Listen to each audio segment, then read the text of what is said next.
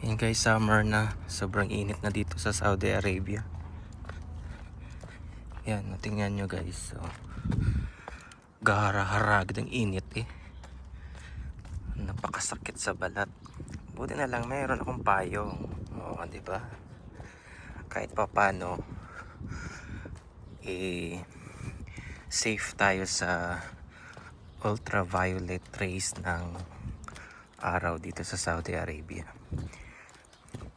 Dito kasi sa Saudi guys, yung init is sobrang napakasakit, pero hindi ka naman pinapawisan.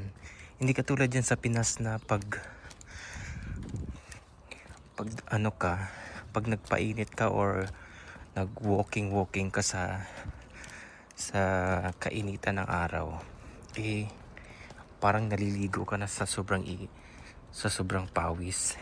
Dito naman wala kang pawis, hindi ka pinapawisan, pero napakasakit sa balat yung init.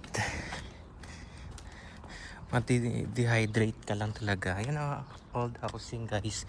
Papasok na ako kasi 1 hour break time lang kami.